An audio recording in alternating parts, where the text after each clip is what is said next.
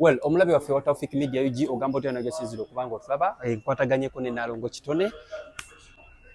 Tugenda manyi ntereza brand yange eno erabike bulungi. Gye wazze kati eno? Nga mmazeeyo ebbanga ddene. Naatera nakuwewummuza. Kubanga bansasudde nnyo balimba. Sente ze bansasula mu budde bati. Kiyinza okunnyiza neneewo. Bwe mutera mulina obbawa credit naye baba tebakusasula. Anti kati nze levo gye ndimu nyina dureva nyina omukuumi nyina ow'amawulire. Olwo mba nkolayo ki? Olina omukuumi Nalongo? Oli wuwo? Oyo wuwo? Kati omukuumi waki? Jesi mwe mukoze nnyo emirimu egibali azaamaanyizza. Ekitegedde? Kati kanawe sigiramu ekifaananyi ng'emmotoka gy'envuga ya tanka bisatu. Sisi ku bannayuganda abannoonya okwogera obwogezi naye ku bizibu bye bayitamu. Ndekewo abantu ababonaabona ngende nsooke mmale obudde. Jesi mwe mufuna emirimu nga temulina kye mugigattako. Ekirala mufuna emirimu ng'emirimu egyo temugiwa value. Abakozi nga balaba mbu bamaanyi nnyo okusinga omulimu ogwo era nga tambula yeewana nze nenva kweyo TV esobola okugwa. Teri mukozi w'amaanyi kusinga bulandi ya TV. Teri mukozi w'amaanyi kusinga bulandi ya leediyo. Omuntu aba alowooza kiki? Kirowooze. Era wonankwata obulungi nja kuwa ku ssente za biiti kuba kati gwe ye okolawo. Siina gye nkola. Ndikyereeta okola ku Zali Famma. Kawande keetagizaako. Nze nkuli bubi. Nkola ku Zali TV. Sikuviirako awo.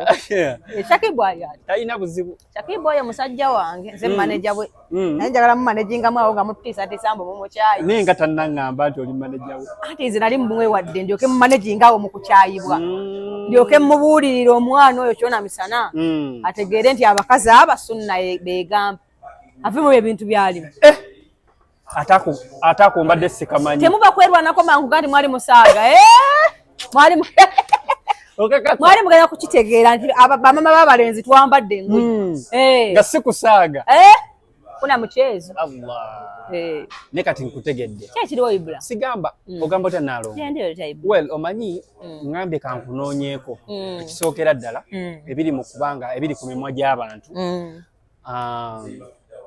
Omugenzi Nalongo Magi. Yes. Yatufaako. Era tusaba Katonda amuwe ekiwummulo eky'emirembe. Era yaziikiddwa olunaku lwa Saturday. Yes. E Butambala. Mu kyalo bakiyita Kibugga. Yes. So yaziikiddwa mu bitiibwa. Era nsazeewo nkunoonyeeko engeri gy'oli Nalongo. Ebibuuzo biyitirivu ebiri ku mimwa gy'Abannayuganda. Lwaki Nalongo Magi yaziikiddwa mu ngeri eyo atali mu coffin? Kyogamba emyaka gye balina mu nsi buli afe waabwe bamuziika mu coffin. Abo bennyini abeebuza ekibuuzo ekyo balina emirambo ku kijja kyabwe nga tebalina ssente za coffin. Tebabaziika? Is it because yaziikiddwa nga tewali ssente za coffin? No, si buli afa nti bamuziika mu coffin. Abasiraamu babaziika mu coffin gwe Ibula. Tebaziika mu coffin. Kati lwaki bo tebagamba nti lwaki babaziika mu coffin? Okitegedde? Si buli kintu nti Omunnayuganda kyalaba alina okyogerako tumuyambeko. Wabula abantu balina ebintu bye balowooza nti bya muwendo. Mbu omuntu bamuziika mu coffin nti n'abaaki nadda. Tekina nnyo kyekyo kya muwendo kiriwo just nti abantu balina amaalo mangi mu buli kintu. No, Nalongo. Nze nga bwe nkugambye oli Nalongo, right? Wazaala abalongo. Wazaala abalongo bituufu? Nedda gwe wabazaala. Anonde. Gwe Saalongo kati Ibula anti byakweyita. Saalongo Ibula tuba tusaba otunnyonnyole. Nalongo. Omanyi lwaki nakuyise? Simanyi. Njagala osigire like onnyonnyole ensonga eno bulungi. Anti kati Bannalongo tebafa. Omanyi lwaki obadde nkutunuulira? Mu Buganda wano ffe tuwangaalira Bannalongo tebafa. Nalongo, Saalongo n'abalongo tebafa. Babuuka bubuusi. Era wadde olina okutegeeza nti Nalongo yabuuse. Lwe Luganda olutuufu. Era Nalongo bw'afa aziikibwa kawungeezi. Kubanga ye taziikibwa aterekebwa. Otegedde? Kati gwe kyoyita Nalongo yafudde, Nalongo yabuuse n'aterekebwa nga buwungeera asobole okubuuka obuki? Obulungi. Oluganda bwe lulambika. Tegerekese. Era abantu abo bwe baba bafudde nti Nalongo bamala omutereka ekawungeezi. Awo wennyini nga bamaze omutereka bwe bamuterese tewasobolebwa kuteekebwawo muntu mulala yenna nga si Nalongo nga si Saalongo. oba otegedde nti ekijja kino baba bamutadde tebagattawo bantu batagwa mu kalakita eyo ya bwannaalongo ya bulongo ate n'abalongezi tubateekawo abalongo tubateeka kumpi n'olujja olujja lwe luno kati tubaziika wali ku bbaliro olujja kuba bba abalongo bwe babuuka balina osigala nga bazannyira mu luki mu lujja bo abalongo baziikibwa kumpi n'olujja nze kyenjagala oyongere okuba nga otangaazaamu nti weewaawo kale nti buli muntu aba ategedde embeera eno bwe yabadde abamu baategedde abamu tebaategedde nga twagala oyongere otulambululira nti nsonga ki eyalemesezza okubeera nga Nnaalongo Maggie bamuteeka mu keesi anti tewali nsonga nti n'abaafe ewammwe Ibbula abasiraamu tebali mu keesi kitegeeza obusiraamu ekyo bwakigaana n'abantu baliwo abantu abakkiriza mu buwangwa nga tebabaziika mu keesi waliwo kabaka alina gwe baaziika mu keesi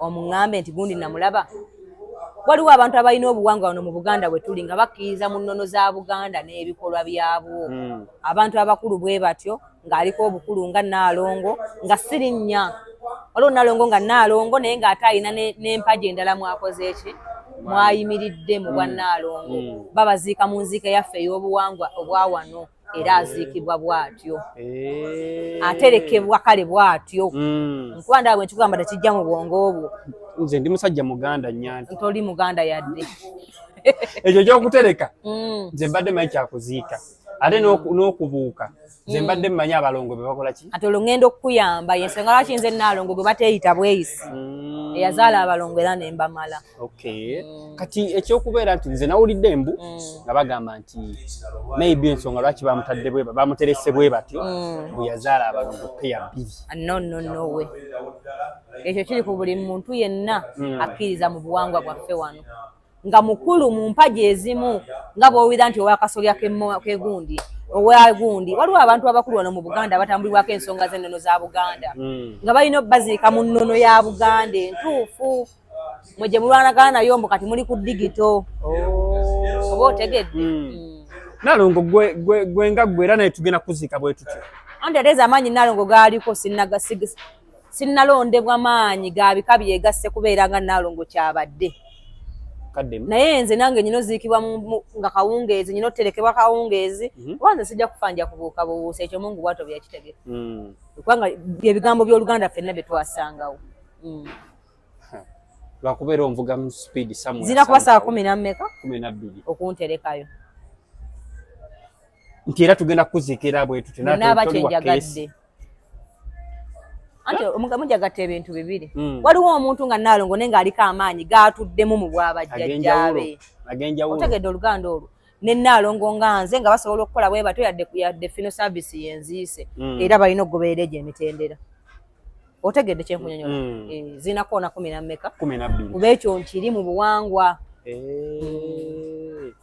anyway abeere balongera abaziika ssaawa ezo kati kyenjagala obuuzaamu anyway omugenzi Katolo Bwama zikibwa saa 12 in fact ngegenda namwemu netwala bamuziika mu keesi waliwo abantu nga baliko obulonde mu nnyiriri ne mu mpagi ez'abajjajjaabwe oba otegedde Oluganda buli omu musawo Muganda olowooza waliwo abo baliko obulonde obwo nga bawonya bajjanjabi mwebali ne mu Buganda tubalina nga basawo ba Buganda otegedde nti waliwo abantu abaliko obulonde obw'amaanyi agaki ag'enjawulo kati oyo Nnaalongo abadde muzaana abaddeko obulonde obw'enjawulo mwe abantu abadde bamulaba eno nga nnamwandu wa Ekke kye mwakomako temubadde temuna kye mumanyiko kirala oba Oluganda olwo otegedde kati fe abakulu banne tumanyi kyabadde eky'amaanyi ekiri behind bino bye mubadde mmwe mumumanyiko yensonga lwaki yaziikiddwa bw'atyo mu nnono za Buganda ezijjudde obulungi nkategedde yes awo kati nkategedde Nnaalongo kituufu tewaziise kuba nze siziika nze siraba ku bafu ate siziika naye bwe mba nzize nsootulako wali mu kidaala naye siraba ku bafu naye ate nabadde siriiwo era nga nyina enkiiko zange ze nabaddemu nga zinkakatako ku lw'abajjajjange Nnaalongo ekitegeeza era tolina gwe Nnaalongo era toli menti kusemberera mufu kubanga sikiri bana obulombolombo bwammwe ate nga buli sensitive nnyo naawe olina obwo tutakuweeramu magezi weerwaneko nga naffe tutakubuuza nga lwaki omufu anaaba weerwaneko nnyo obutayingira naffe mu bwaffe nga situli complaininga ku bubwo lwaki omufu akola ki anaaba kati naawe weeyambe nnyo nze buli kintu kyendaba ng'omulala akikola naye mba sikikola I respect kubanga waliwo akiwuliriramu obutyo obulungi n'emirembe yes saagala kumalako ba muntu yenna ddembe lye mu kintu ky'amanyi njagala akikola ennyo nga bw'akimanyi afaafagane n'ekintu kye ku bantu abaziise Nnaalongo bumukulaba alabakuko abo be bantu ababadde balimenta okubanga bamuziika obadde olina weyagala oleeta nedda I've heard nti of course abadde n'emikwano abadde so friendly nnyo abadde muntu amanyikiddwa naye maybe abantu abamuziise babadde abantu n'abadde balina omuziika be baana beera babaddewo kati abasigadde temutukwatako tewali yabadde ateekeddwa tewali gwe kikakatako gwe bakugambye gwe emikwano gyo ntona gye wali otabuseeko nagyo ekyo tekirina makulu omuntu wafa aba afudde mu ngeri yonna aba mukakatibwako be baana be ntegeerekese emikwano ate emikwano ye namunagaana odagala bamuziike nagyo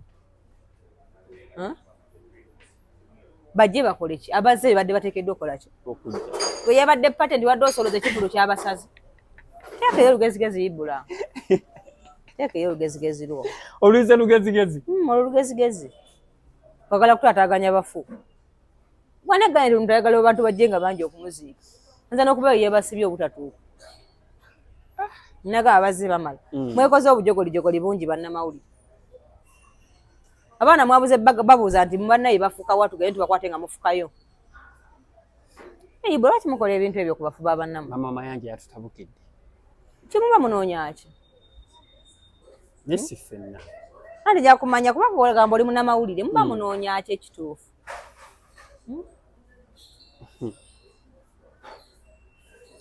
kati namwe mufiirwa naye temutulagako bibawammwe simanyi lwaki se kamera muzikozesa nnyo gye babazaala kati gyogagamba gye twandizitadde kuba mulina olukusa lungi olukwatana kuva mpaka mu kisenge anti mwagala nnyo okulaga kati kyembuuza Nnaalongo weewaawo bannamawulire basongeddwamu olulwe kukwata ebintu bye batalimenti kukwata nebekwata bintu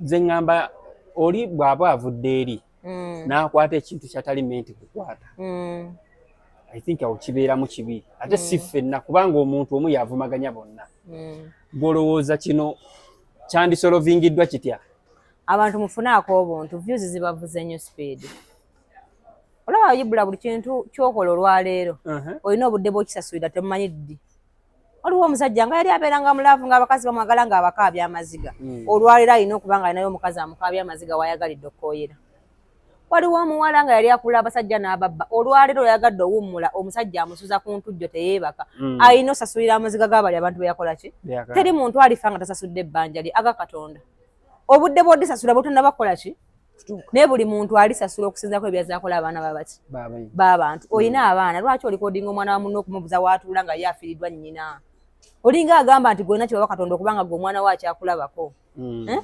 omwana alina ennaku emumala talina kitawe talina nnyina omulikodinze mu ttooyo omulikodinze mu kufuka omulikodinze gy'asula omulikodinze waatuula abaana balinga abana kye babbiye kimugamba temulina mukabuntu nga nammwe muli bazadde nedda bannange Nnaalongo si ffenna kuba munnaiffe abamu sikulimba tusukka ebintu ebimu abannayuganda tusukka ffenna vyozi tuzaagala kuba zisasuza naye tokkirizanga kubulwamu ka buntu mu ggwe naddala kukikolwa ng'omwana omuto gw'olaba nti yeetaaga kubudaabuda n'okufa takumanyi aye naawe mumazeeko emirembe kuba oyagala vyozi naawe nsaba Mukama akutte n'owoba gye mutunuzeemu batyo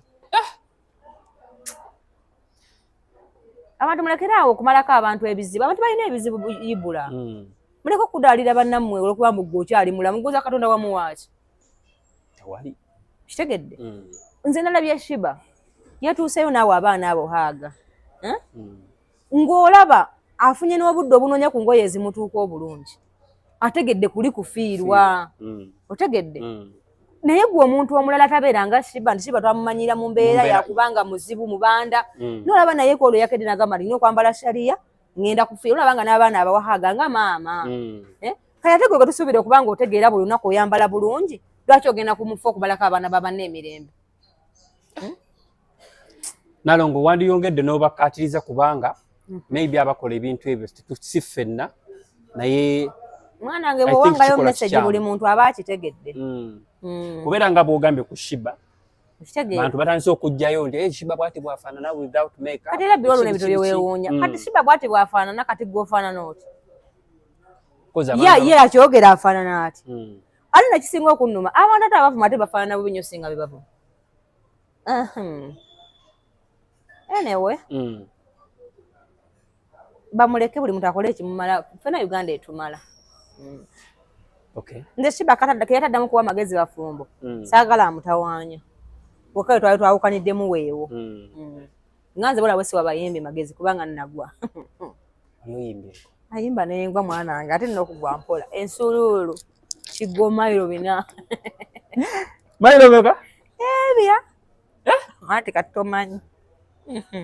Well, twesookera ddala okwebaza abantu abasobodde okubanga bazika nga batereka Nnaalongo. Nga batereka Nnaalongo. Bande mmwe bali kulaga buvunaanyizibwa. Naawe bennyini bazaabeereddewo kuba munnaye. Twalaza Obwannaluganda ne Sseruganda. Tujja kusaba Nnaalongo Magi Kiweesi omulebe. Nnaalongo yabuuse era ajja kuddaala mule. Ayambe abalala beetaaga obuyambi. Omanyi Nnaalongo Maama Chameleone yavudde mu mbeera. Nti mwasusse. N'atabukira ba TikToker. Naye mbadde mwagala kumuvuma. Abaana nnaku zino mulina gwe mutya? Temulina gwe mutya. Temulina gwe mutya. Naye nze yabuzeeko ekintu kimu butafuna muggo. Kutukuba. Yaliwo otuka nga weetaaga ofuna omuggo. Ogende okwogera nga waliwo akubiddwa kibooko ng'omukuba ekizadde nga maama. Well, Nnaalongo. Omanyi oluvannyuma lw'ebyo byonna okubanga bitrending all over social media. Kirina abantu bekyakutteko nga gwe bekyakutteko era nga bw'ovudde n'ogamba nti munne kino bwe kiti. Twalabye omukyala Hajati Zari the boss lady. N'avaayo n'agamba nze bannaaye. Naye Zari maama wo. Why? Nani njagala okikubuuza omwena kakakwata. Ati lwaki? Just answer the question. Maama wo? Si maama wange. No, tomenako Luganda. Okay. Yagambye ate maama wa. Just like your friends. Okay ba. Ndi mukwano gwe mulungi nnyo ate nange, you know. Ate Kivula ne Mwami Lutaaya tuli bwe tuti. Nze naye ndowooza engeri gy'oliko erudde oba oli kaganda kaako. Naye nga bwe nakulaba nja kikubuuza. Naye nga ndaba ate ye mulungi nnyo naye nga naye waayo ne mu kikadamage zijje. Well, naye nga tunaaguma. Nnyabo. Bambi simulinaako buzibu ate n'ekirala. Era nali njagala kugamba kale wedda nti mukwano gwange nnyo ate anjagala nnyo nange mwagala nnyo. Mwami ne Mwami Lutaaya. Oba oli kaganda kaabwe bakola otya? Tufunga ndaba wabakola bubi. Ate era oŋŋambye oli mulungi nnyo ate nze ndi mubi nnyo. Ate bujje kyekinnumya omutwe toli mubi nnyo. Nga ngamba kantu wekiwenyiga aweera. Naye nenkisireka. Alhamdulillah. Ala Nnaalongo. Okubira mu magezi. But anyway, omukyalo oyo Hajati Zari yataddeyo post. Teyakomya kuteekayo post. N'awa ne information bannayuganda. Nti ye ng'agamba nti nze mu kufa kwange saagala munnamawulire. Saagala bloga. Siri sina bloga mukwano gwange, sina TikToker mukwano gwange. Ate gwogwawa. Nga tukitereeze gwogwawa. Nze siri bloga. Oli ki? Siri TikToker. Oli ki? I want to know about you. Okitegedde. Naye mu statement ze yagambye nti nze saagala bannamawulire mu kufa kwange. Muko Mwami Ibula. Saagala nzolo naawe nga wagobeddwa. Njagala otereeze. Nagobeddwa. Gwogwawa. Nagobeddwa. Hajati yangobye. Lwaki? Ku bintu ebibadde bitambulira ku mugenzi Nnaalongo Magi. Yatuse ekiseera naye n'agamba ate nga si gwe gwali gusoose Zari okubanga akyogera.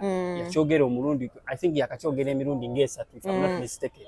But this time round kyasusse n'avaayo era nakkaatiriza n'agamba nti ku mulambo gwe oba ku kufiirwa kwe akyogerako si yakireeta. God forbid. Anti mutuufu kw'emyaka gya Zari gifa.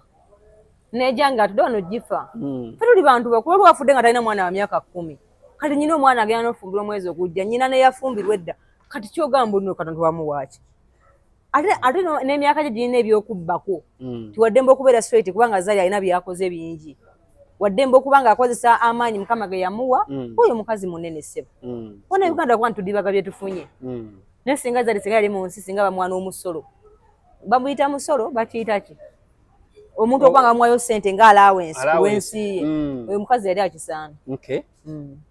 So Hajati yavuddeyo n'agamba nti bannange timujja bannamawulire golooza statement eyo gye yakoze kiri kyekyaviiriddeko kino anti bannamawulire abasinga temujja kungubaga mujja kutyobola ddembe lya mufu okitegedde kalaba keesi yaddemu Zari ewaite saanidde kati olaba omwana mulyoke yalabye abaana b'omukazi nga mubamazeeko emirembe kati omwana afiiddwa nyina atali mu promotinga show mumutulaga tukole tutya obba kuba ekifaananyi kino kyandyetaaze kale nga bamulekwa naye omwana tafuneko na waatula kuba yafiiriddwa naye sikirabanga tutunuulire kino ekya Hajati Zari kuba ye mukyala amanyikiddwa eggwanga Uganda kale Zari atukoze bubi kuba kaakati tunakola tutya ati kyembuuza kati wadde kiri kyabaddewo bannamawulire zandibakoledde nnyo kati bandyetonze mangu waliwo balya ku views za mufu Zari abakoze atya bizinesi ekolo teekole naye nze nganze omuntu omukulu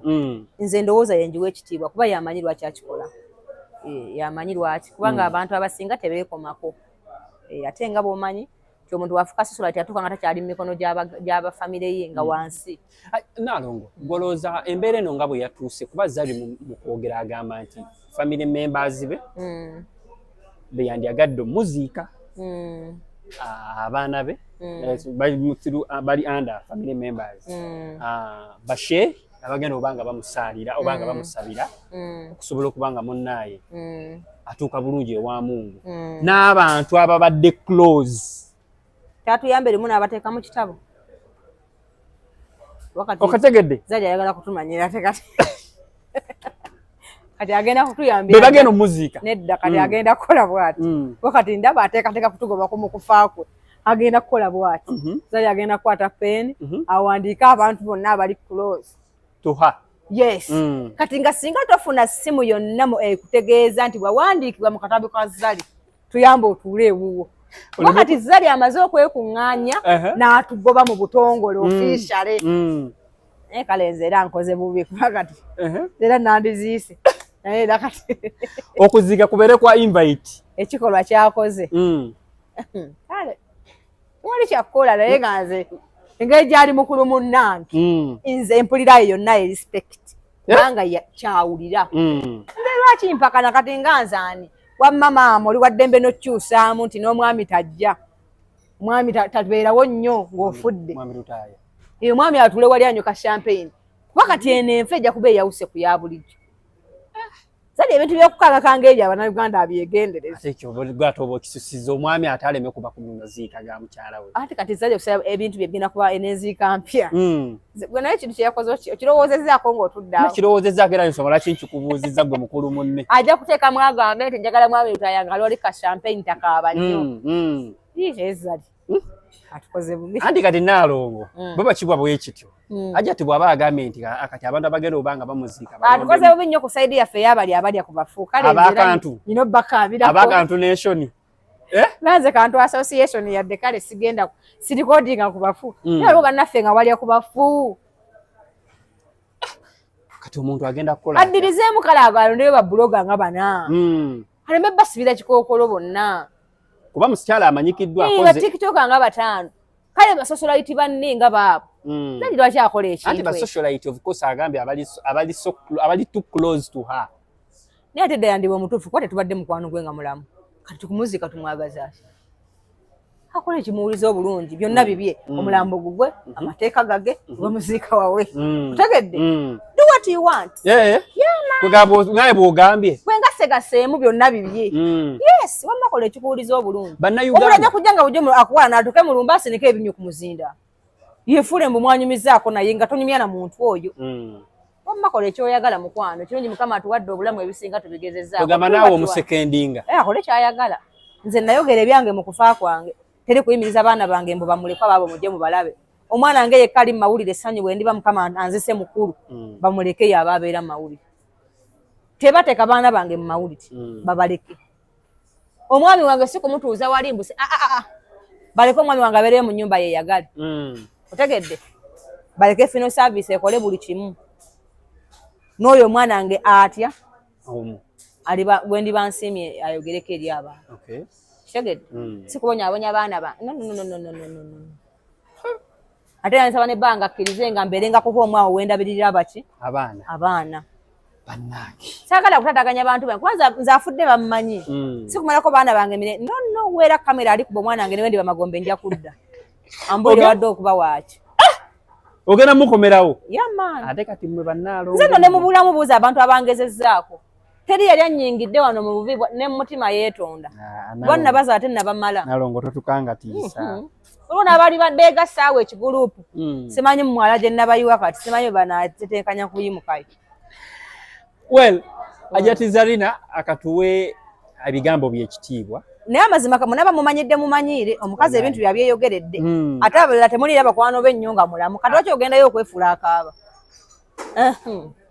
alabye bwa pretensi bwe mulina mwamulaze nnyo ku Nnaalongo ono abantu beefudde mbu bamuliko bamumanyi nnyo n'atamumanyiko yadde akajegere ali awo well nze kanyongera okubanga nnyo kansigale okubeera nga nnyongerayo message eri abantu bannamawulire abakola akantu ba bloga ba tiktoka ba mwagobeddwa officially ku mulambo gwa ati bo babadde bagamba kyabagobeddwa nabo ino banoonyako kuba okumanya kye bagamba nakyo kikolo kubeera na kituufu kubanga ajja teyaviiriddeyo n'agamba kisukka bane yaga kisukka naye nga golaba kisukka you know otulaba nga kisukka bannamawulire mweddeko bannamawulire mweddeko zali abawadde views nga mulamu ne mwagala muzinonye ne mwana we mpaka wazirikira